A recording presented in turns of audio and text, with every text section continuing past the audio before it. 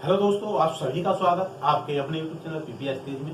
दोस्तों, मैं हूं पुष्पेंद्र सिंह और आज की वीडियो में हम लेकर के आए हैं गुणनखंडों की संख्याओं का योगफल कितना होता है।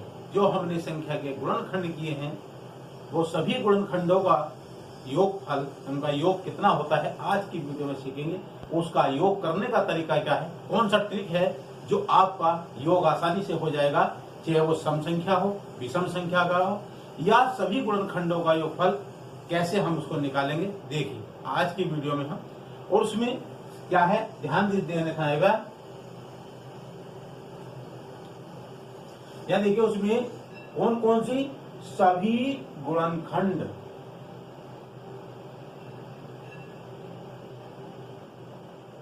सभी गुणनखंड,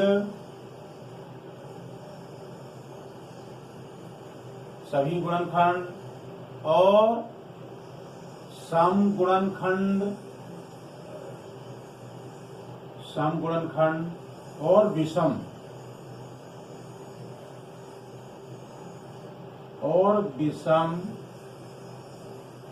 गुणनखंड खंडों की संख्या व योग ज्ञात करना।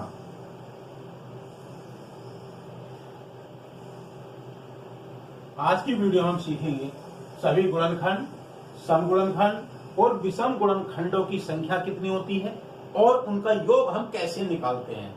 तो पहले हमें उनकी क्या है संख्या निकालनी पड़ेगी ना, उसके बाद उसका योग करना होगा। तो कैसे हम उसका योग करेंगे, गुणनखंड कैसे निकलेंगे, उसको देखिए। तो हम संख्या, कोई भी संख्या, किसी संख्या के भी आपको गुणनखंड करने होंगे जो अभाज्य गुणन कहलाते हैं, उसी के द्वारा सम गुणनखंड, सभी गुणनखंड और विषम निकलेंगे और उनका योग भी उसी के द्वारा निकलेगा। तो देखिए उसका तरीका क्या है करने का, कौन सा ट्रिक है, ध्यान से देखना है। तो लेते हैं एक संख्या, मान लिया किसी भी संख्या के करिए, किसी भी संख्या से हो जाएगा, लेकिन आपको समझने की दृष्टि से आपके समझ में आ जाएगा। संख्या है, मान ले लीजिए ये संख्या है 440 है, तो इसके हम गुणनखंड यहाँ करेंगे। कैसे, ध्यान दीजिए इसका। यहाँ 2 से करेंगे, 2 दूनी 4, 2 दूनी 4 और यहाँ कितना आ जाएगा 0। फिर यह 2 से हो जाएगा 1, इस तरह से आ जाएगा। फिर यहाँ 2 से करना है तो 2 पंजे 10 और 2 पंजे 10, फिर कितने से करेंगे 5 से, तो 11 आ जाएगा। और फिर कितने से हो जाएगा 11 से। तो इसके गुणनखंड कितने आ गए 2, यानी 2 3 बार आ गए, 2 2 2 और यहाँ 5 और 11। इस तरह से ये गुणनखंड आ गई। हम इसको कैसे लिख सकते हैं, जैसे ध्यान दीजिए, हम लिख सकते हैं 440 का गुणनखंड कितने हो गए 2 गुणा 2 गुणा 2 गुणा 5 गुणा 11। यदि हम इसको घात के रूप में लिखते हैं तो किस तरह से लिखा जाएगा, 2 की पावर 3 गुणा 5 गुणा 11। इसकी 1 कह सकते हैं, इसकी भी 1 कह सकते हैं। इस तरह से हम उसको लिखेंगे तो ये हमारे अभाज्य गुणनखंड आ गए। अभाज्य गुणनखंडों की संख्या जब निकालते हैं तो किस प्रकार से निकालते हैं, यानी उसमें इनकी जो घातें होती हैं उन घातों को जोड़ देते हैं। ये बात तो आपको पहली वीडियो में हमने बताया था, यानी उसकी घातों को क्या करते हैं, जोड़ देते हैं, तो उसके जो हैं क्या जाते हैं, अभाज्य गुणनखंड आ जाते हैं। इसी से अब यहाँ पर गुणनखंड हो गए हैं, यहाँ पर आ गए। अब इसी से हमारे जो यहाँ अभाज्य गुणनखंड आए हैं ये वाले, तो ये इसी के द्वारा हम निकालेंगे सभी गुणनखंड कितने होंगे। इसमें सारे गुणनखंड कितने, ये तो आप अभाज्य गुणनखंड आ गए। सभी गुणनखंड कितने होंगे, तो सभी गुणनखंड में करने के लिए क्या करना होता है, हमें जो इनकी घातें होती हैं, जो पावर होती है, उसमें हमें 1 जोड़ना होता है। यहाँ पर जोड़ दीजिए। अगर हम देखते हैं सबसे पहले यहाँ सभी गुणनखंड कितने होंगे, कितने गुणनखंड होंगे, 440 के गुणनखंड कितने होंगे, सारे गुणनखंडों को यहाँ निकालेंगे। तो यहाँ क्या करेंगे, देखिए यहाँ पर इसका कितना हो जाएगा, इसकी घात कितनी है 3 है ना, यहाँ 2 की घात 3, उसमें 1 जोड़ देंगे तो घात कितनी हो जाएगी 4 हो जाएगी, गुणा यहाँ 5 की घात 1 तो यह 2 हो जाएगी, गुणा 11 की घात 1 तो यहाँ 2 हो जाएगी। 4 दूनी 8, 8 दूनी 16। तो इसमें जो गुणनखंडों की संख्या होगी वो कितनी होगी? 16 गुणनखंडों की संख्या होगी 440 में। यहाँ पर जब अभाज्य गुणनखंड निकालते हैं तो केवल घातें जुड़ती हैं, उसमें गुणा नहीं होती है। यही इन संख्याओं में जो हम निकालते हैं, जैसे सभी निकालते हैं गुणनखंड, तो इसमें जो घाते में 1 बढ़ा देते हैं और उसकी सबकी उनकी गुणा करते हैं। अब यहाँ देखेंगे हम इन जो गुणनखंड आए हैं 16, इनके गुणनखंडों का योग कितना है। उन सबको हम गुणनखंडों को जोड़ेंगे तो योगफल कितना आएगा उसको देखना है। तो उसे कैसे करना है, तो हम इसको ध्यान से देखेंगे। यहाँ जैसे 2 की पावर 3 है, 5 की पावर 1 और 11 की पावर 1, इसमें ध्यान से देखना है। तो जो सबसे पहली संख्या 2 की घात 3 है, इसको क्या करेंगे, देखिए क्या करना है। यहां से हम शुरू करते हैं, ध्यान दीजिए, 2 की घात 0 से शुरू करेंगे, ध्यान दीजिए इसका, और यहाँ प्लस लगाएंगे।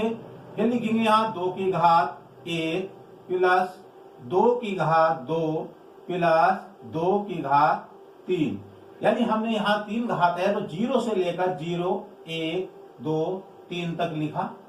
फिर यहाँ लगा दीजिए गुणा, फिर 5 है तो यहाँ 5 की घात 0 से शुरू करेंगे प्लस 5 की घात 1 आएगा। यहाँ गुणा, आगे 11 है तो यहाँ लिखेंगे 11 की घात 0 प्लस 11 की घात 1। इस तरह से हम उसको लिखेंगे। अब इसको नीचे इसको खोल लेंगे, खोलिए यहाँ पर, जिसकी घात 0 होती है उसका मान क्या होता है, 1 होता है। चाहे अचर हो या चल रहा हो, कोई भी हो, x कुछ भी हो, उसमें घात 0 का मान 1 ही होगा।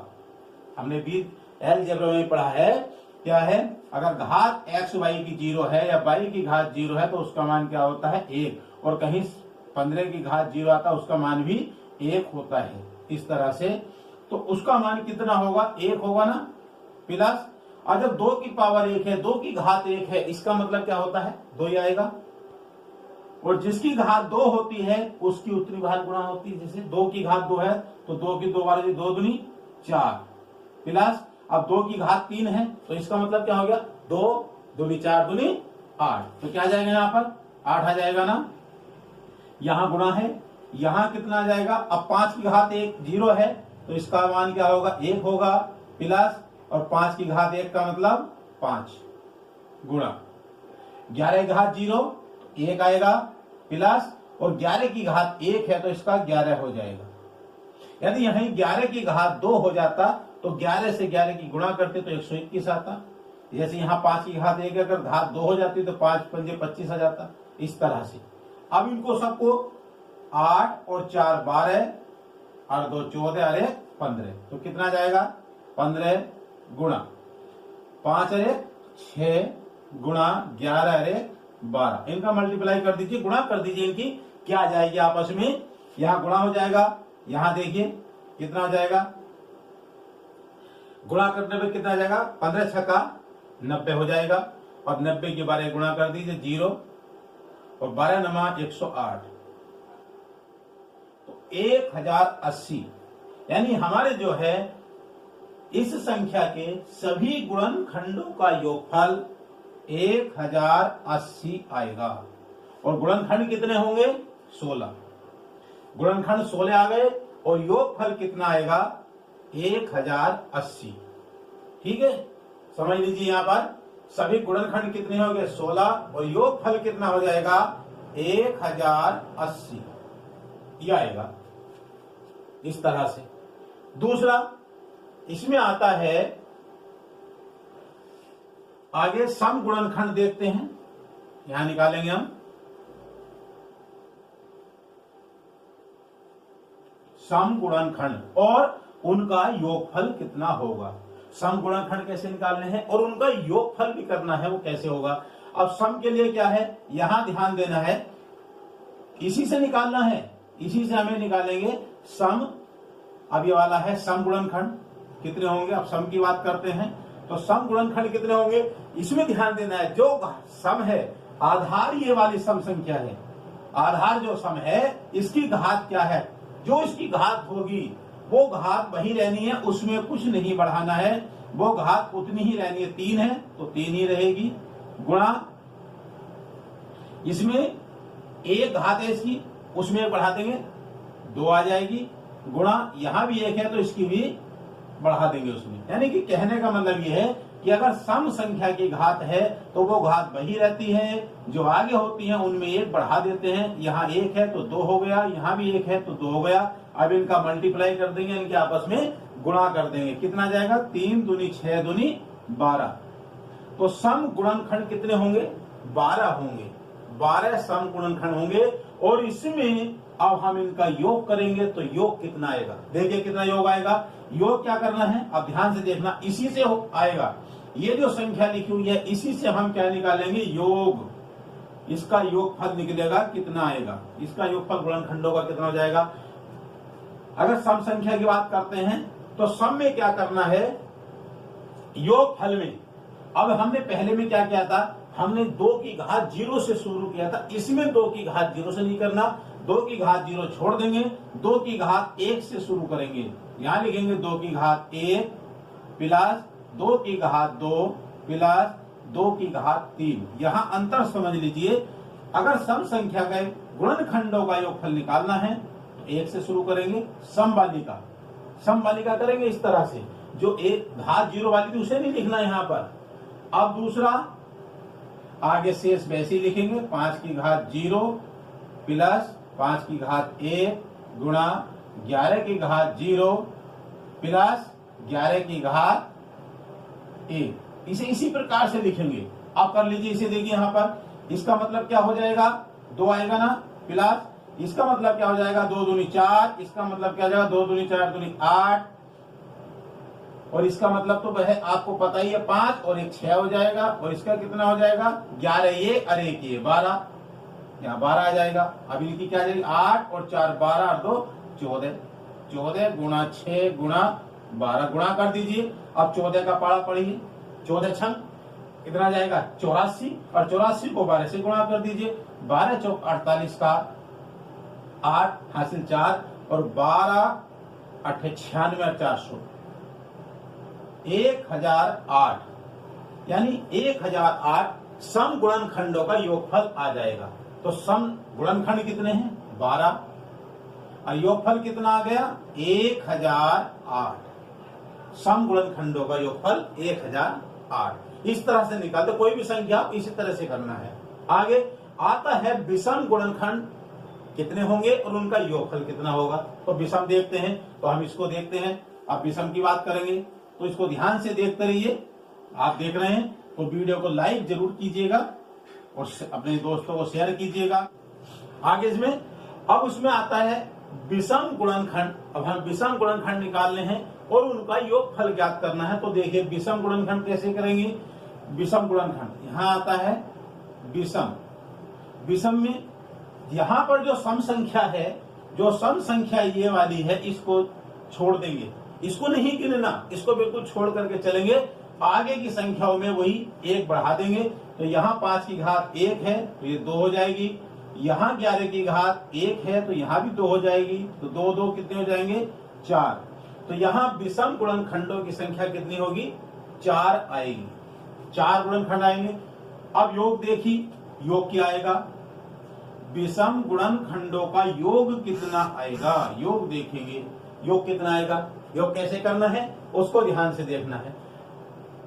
जो हमने यहाँ पर ये जो सम है इसको छोड़ दिया था सम संख्या को।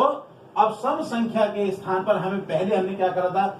ऐसे लिखा था जैसे घात 3 है कि 2 की घात 0, 2 की घात 1, 2 की घात 2, 2 की घात 3। ऐसे नहीं लिखना। यहाँ क्या लिखना है? इसको 0 बना देंगे। इसकी घात कितना हो जाएगा? 0 हो जाएगा। घात इसमें 2 हो 3 हो 4 जो भी घात यहाँ पर है उसका मान क्या हो जाएगा? 0 हो जाएगा। और गुणा आगे कितना आएगा? 5 की घात फिर वैसे ही लिखेंगे। 5 की घात 0 प्लस 5 की घात 1 गुणा 11 की घात 0 गुणा प्लस 11 की घात 1। आगे दोनों का संख्या का वर्ग केवल ये सम के लिए है। जो सम संख्या है उसके लिए है, उसमें परिवर्तन करना, बाकी नहीं करना। इसका मान क्या आएगा, 1 आएगा ना, गुणा इन दोनों का, ध्यान दीजिए इसका क्या हो जाएगा, 1 होगा ना, जिसकी घात 0 उसका मान 1। यहां 5 की घात 1 है, इसका मतलब 5 होगा, 5 और 1 6 हो जाएगा, गुणा कितना आएगा, यहाँ 11 का इसका 1 और यहाँ 11 में 1 जोड़ दीजिए, कितना हो जाएगा 12, और यहां से गुणा कर दीजिए, कितना हो जाएगा 12 छंग 72, ये 72 आएगा। तो इसमें देखिए विषम गुणनखंड 4 और विषम गुणनखंडों का योगफल कितना आएगा 12।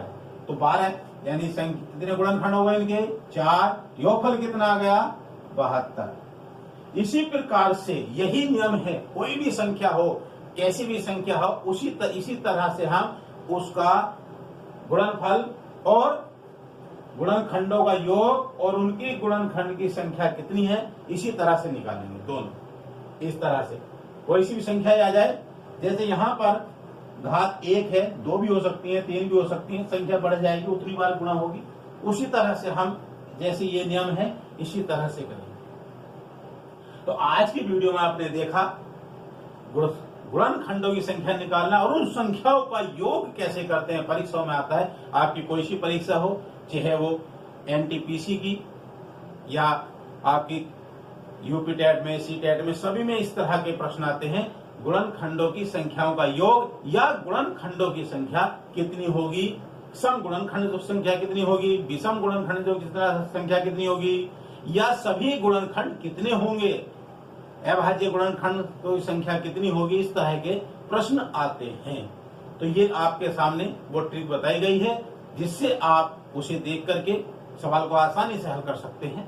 तो देखते, अगर नहीं समझा दोबारा वीडियो को देखिए, और समझ में ठीक से आ गई है तो वीडियो को लाइक जरूर कीजिएगा और शेयर कीजिएगा, और साथ में कमेंट में लिख कर बताएं कि आपको वीडियो कैसा लगा है। आज की वीडियो में इतना ही, फिर लेकर के आएंगे एक नई ट्रिक के साथ नई वीडियो। जय हिंद, जय भारत।